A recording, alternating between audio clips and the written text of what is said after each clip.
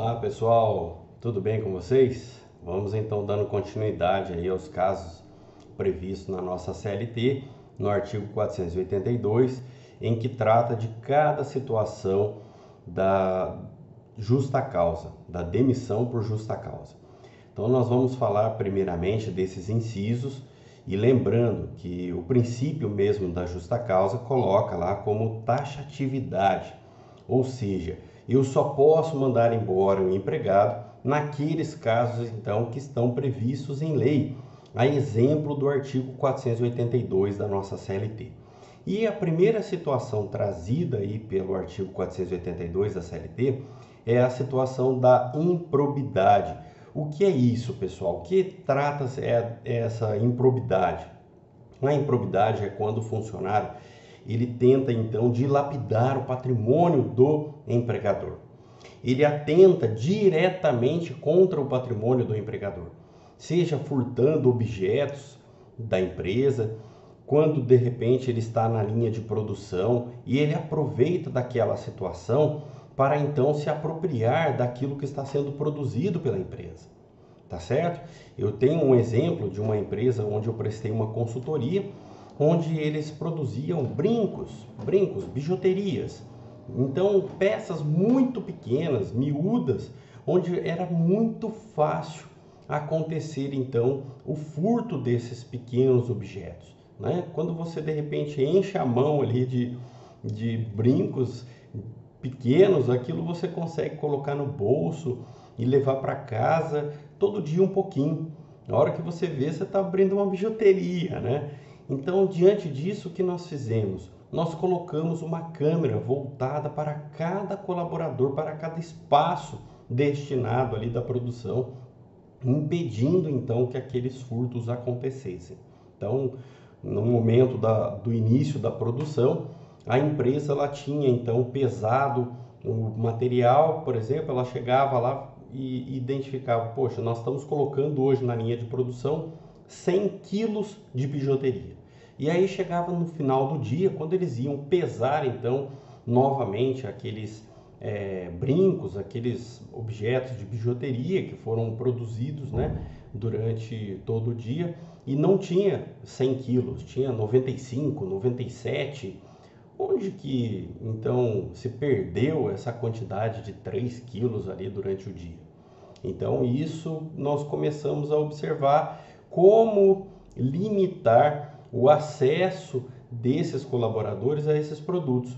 Era impossível, porque de fato era muito manual, tinha que colar aquela bijuteria uma na outra, produzir, colocar no saquinho, enfim. Tudo isso era feito por esses colaboradores manualmente. E aí, logicamente, que era muito fácil, então, que o furto acontecesse. E aí nós colocamos câmeras direcionadas para esses colaboradores e aí o furto ele deixou de existir. Resolvemos o problema apenas com instalação de equipamentos tecnológicos. Claro que isso trouxe um custo elevado para o empregador, mas ele resolveu aquela situação, aquele problema que ele vivia. Então, a improbidade atenta diretamente para o patrimônio do empregador. Então, logicamente que o ônus da prova, ele é sempre do empregador na rescisão do contrato de trabalho. Isso é importante que vocês entendam. A rescisão do contrato de trabalho, ela quebra o princípio da continuidade, não quebra? E aí, logicamente, que o ônus é do empregador. Então, se a rescisão do contrato de trabalho ela se deu por vontade unilateral do empregador, se ela está acontecendo por um motivo justo por parte do empregado, enfim, qualquer modalidade de extinção do contrato de trabalho, o ônus da prova é do empregador. Ao contrário, na admissão, quando se forma o vínculo empregatício, esse ônus da prova é do empregado. Porque pode acontecer do empregado dizer o seguinte: eu não fui contratado nessa data que está marcada na carteira de trabalho. Eu fui contratado antes. Eu fui contratado 2, 3 meses antes. Então, diante desta alegação de formação de vínculo empregatício anterior à data que está constando na carteira de trabalho, O ônus da prova, então, é do empregado. Ele que deve comprovar essa situação, tá legal? Nós vamos chegar ainda na questão das provas, vocês vão entender melhor quando que o ônus da prova é do empregado e quando que o ônus da prova é do empregador. Mas na formação do vínculo empregatício, o ônus da prova é do empregado. E na extinção do vínculo empregatício, o ônus da prova é do empregador. Tudo bem? Então, se eu estou alegando que aconteceu um furto dentro da minha empresa, atingiu diretamente o inciso 1 do nosso artigo 482 da CLT, onde nós temos lá o ato de improbidade. Então, se está acontecendo essa situação, quem precisa comprovar é o empregador. Por isso que eu falava anteriormente para vocês daquela situação onde o empregador precisa ter ciência daquele ato para daí ele praticar a imediatidade. O princípio da imediatidade, ele acontece a partir do momento em que o empregador toma ciência. E muitas vezes essa ciência demora para acontecer. No furto, por exemplo, como nós estamos falando, não é tão simples assim. Eu identifico, por exemplo, o que aconteceu dos objetos sumirem dentro da empresa, mas eu ainda não sei quem é o autor desse crime. Então, para que eu chegue até essa autoria, isso demora. Eu tenho que praticar diversas apurações para eu conseguir chegar até a autoria. Claro, né? Eu tenho, para a realização de tudo isso, depois que eu identifiquei a autoria, eu tenho a tipicidade e eu tenho também a autoria, eu consigo então realizar um boletim de ocorrência porque o crime foi caracterizado. Eu estou ali com os elementos essenciais do crime e é onde eu consigo então realizar o boletim de ocorrência. Tá legal? Então eu preciso me cercar desses procedimentos para que a justa causa aconteça, porque senão o que vai acontecer é a reversão desta justa causa. Tudo bem? E aí a demissão acontece sem justa causa e o empregador ainda pode sofrer uma indenização por danos morais. Beleza, pessoal, dando continuidade a isso, eu tenho depois o segundo inciso, que são atos de incontinência. O que são atos de incontinência? Atos de incontinência são atos sexuais, atos libidinosos, praticados pelos empregados no ambiente de trabalho. O Júnior, os empregados praticando no ambiente de trabalho? Sim, não é ato do empregador em face do empregado. É ato do próprio empregado em face de outros empregados dentro da empresa. E isso pode acontecer. Acontece, nós sabemos disso, acontece, e aí logicamente que o empregador precisa tomar uma medida. Ele não pode deixar que aquilo fique sem nenhuma prática dele, sem nenhuma atitude tomada por parte desse empregador. Vou dar um exemplo para vocês. Um empregado que então de repente passa a mão numa outra empregada. Um empregado que de repente começa a cantar a outra empregada dentro do ambiente da empresa. Uma empregada que de repente é casada, bem resolvida, e ela começa a sofrer esses atentados dentro da empresa por parte dos empregados. Nós sabemos que isso na balada acontece, nas faculdades acontece. Imagina que de repente dentro da empresa isso não iria acontecer. Claro que vai acontecer também. E aí, logicamente, que esta empregada que está sofrendo esses atos, ela precisa informar o seu superior. Olha, está acontecendo que aquele empregado, ele está me cantando, ele está de repente passando a mão em mim, ele está aproveitando das situações para se esfregar em mim.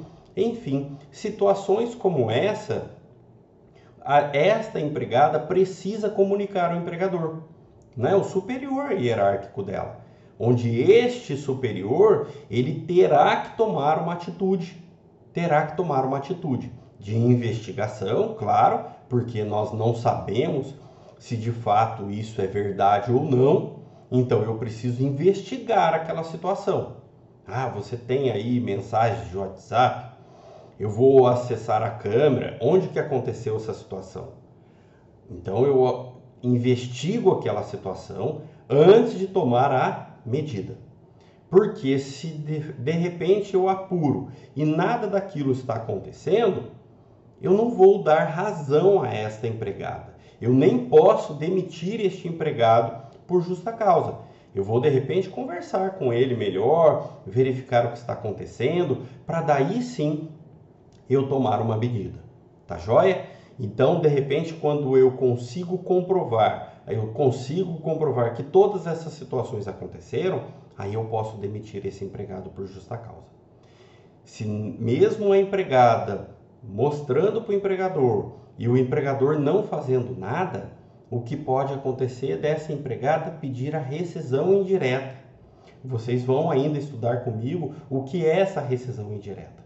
Tá legal? Mas aí seria uma omissão por parte do empregador, onde a empregada, ela então se diz, eu não trabalho mais nesse ambiente que não está bacana, um ambiente onde eu estou sofrendo atentados sexuais, tá legal? Então, esses atos libidinosos praticados pelos próprios empregados no ambiente de trabalho é o que nós chamamos de incontinência, e aí o empregador pode demitir por justa causa o seu empregado. E lógico, sempre lembrando que esses atos aí de incontinência praticados na vida privada não tem relação nenhuma. O empregador não pode demitir o empregado porque simplesmente mandou um nudes para outra empregada no final de semana, onde não estava trabalhando, fora do ambiente laboral. Tá legal? Se isso aconteceu na vida privada, o empregador não pode interferir. Agora, se aconteceu dentro do ambiente laboral, o empregador deve tomar uma atitude. Tudo bem? Tranquilo? E aí, outra situação que nós temos é de mau procedimento. O que é a atitude de mau procedimento que pode ser praticada pelo empregado no ambiente laboral? É quando esse empregado ele agride a moral e boa-fé do empregador. Esse empregado agride a moral e a boa-fé do empregador. Em que sentido? De repente ele começa a falar na sociedade que, por exemplo, numa empresa alimentícia, que na linha de produção tem um monte de rato, tem um monte de barata, lá eles não tomam nenhuma medida de higiene, que aqueles produtos alimentícios eles podem estar com algum problema. Enfim, o empregado ele atenta contra a boa-fé daquele empregador, contra aquela moral do empregador. Ou então, de repente, este empregado ele vem aportar drogas dentro do ambiente da empresa. E isso pode acontecer desse empregado ele ser pego logo em seguida em que sair da empresa. Ele pode, de repente, passar por uma blitz e ali o policial, de repente, identificar que ele está portando droga. Poxa, mas você acabou de sair da empresa. E aí, como que fica a moral desse empregador? Poxa, eu estou permitindo que o empregado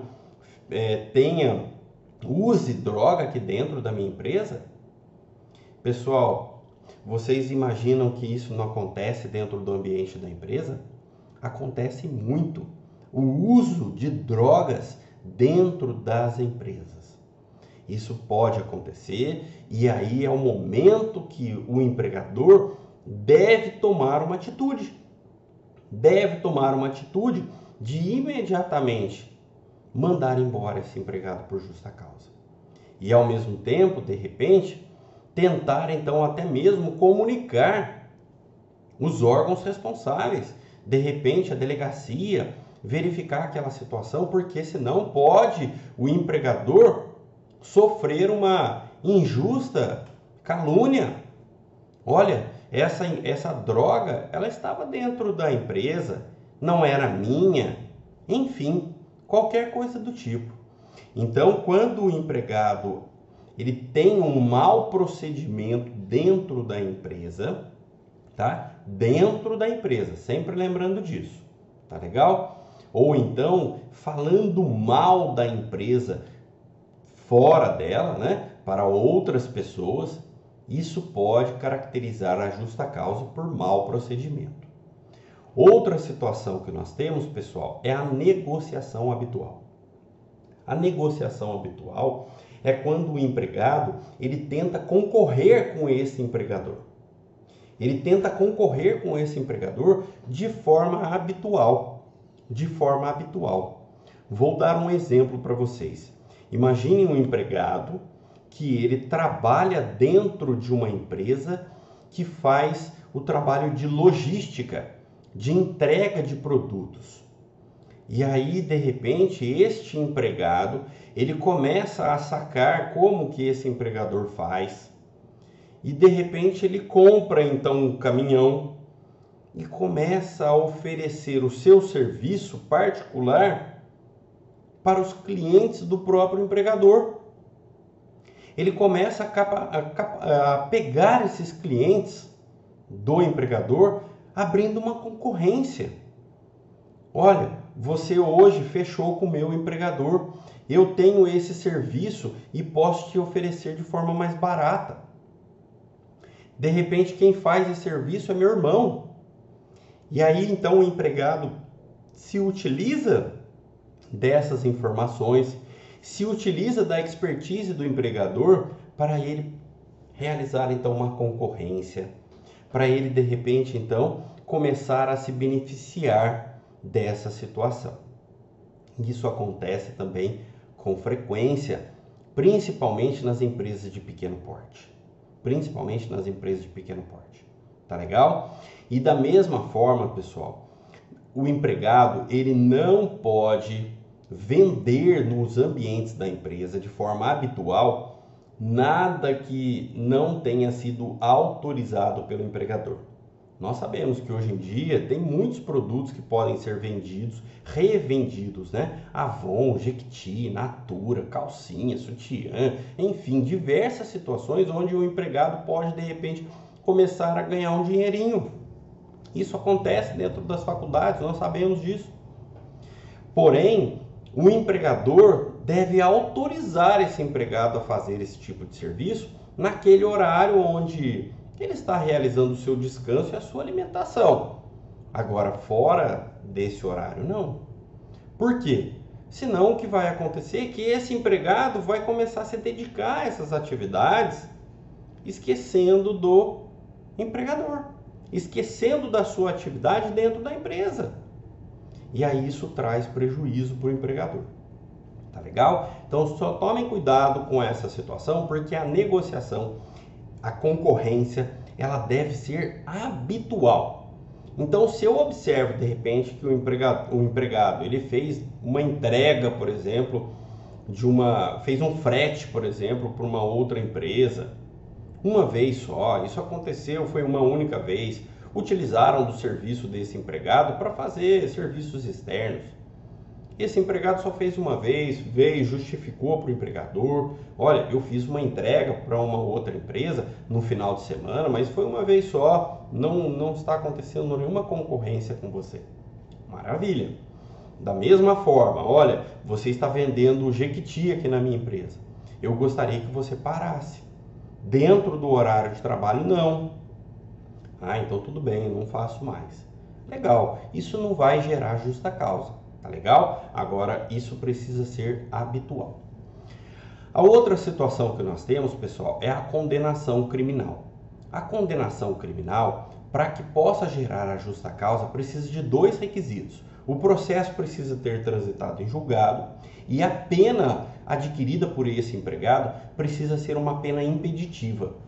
Então, diante desses dois requisitos, o empregador que já tinha suspendido o contrato de trabalho do empregado por conta dele estar preso, lembra da suspensão do contrato de trabalho? O empregador que já suspendeu o contrato de trabalho desse empregado por conta dele estar preso, agora chegou ao fim do processo. O processo transitou em julgado, não cabe mais recurso. E a pena que esse empregado recebeu foi uma pena impeditiva. Ou seja, ele não vai conseguir trabalhar. Diante desses dois requisitos, esse empregador pode mandar esse empregado por justa causa. Tá legal? Ô Júnior, mas e se de repente ele foi condenado a uma pena impeditiva, mas o processo ainda não transitou em julgado? Não, não pode. Esses requisitos eles são cumulativos. Tá legal? Tudo bem? E a outra situação que nós temos, que é muito comum dentro das empresas, é o caso de desídia. Desídia. Paulo Guedes, recentemente, chamou alguns servidores de parasitas. Não chamou? Alguns empregados de parasitas. Esses servidores que foram chamados de parasitas, nós sabemos que existem. Nós sabemos que existem, não são todos. Existem tanto na esfera pública quanto na privada. Alguns empregados que fazem corpo mole, que simplesmente trabalham com má vontade, com desleixo, descaso, com negligência. Essas situações devem ser punidas pelo empregador. Eu encontro, de repente, situações com frequência dentro das empresas, onde o empregado simplesmente não entrega o serviço como ele deveria entregar. Entrega sempre com retrabalho, pela metade. Serviços que podem ser feitos em 2, 3 horas, o empregado às vezes leva o dia inteiro para fazer. Situações como essas devem ser penalizadas pelo empregador. Primeira vez vem e fala, olha, seguinte, o trabalho não está sendo evoluído. Eu te entreguei uma situação que precisava ser feita em 2 horas e você demorou o dia inteiro. Então a pessoa fica no Facebook, Instagram, LinkedIn, fica lá fazendo outras atividades e simplesmente não faz aquilo que o empregador pediu. E aí essa situação é onde o empregador ele pode simplesmente chegar para o empregado e falar, olha, está acontecendo isso, eu gostaria que você saísse das redes sociais, que você desse prioridade ao serviço da empresa. Beleza, o empregado foi já avisado, já foi advertido. O empregado continua, passa 2, 3 dias, ele volta de novo para as redes sociais. E aí o empregador começa a ver que as publicações dele estão acontecendo justamente no horário de trabalho. É fácil de controlar, pessoal, isso a gente sabe. As redes sociais, elas marcam o horário que a gente publicou aquilo. Então não faz sentido eu publicar alguma coisa no Facebook no horário que eu estou dando aula para vocês. Não faz sentido. Mostra o quê? Que eu estou fora do trabalho. Tá certo? Então situações como essa, o empregador ele pode avisar uma vez, avisa a segunda vez. Quando ele observa que isso está acontecendo de forma habitual, esse empregador pode mandar embora esse empregado por justa causa. Tá legal? Atrasos no trabalho, faltas injustificadas, são aquelas faltas leves, mas que de forma habitual se tornam graves.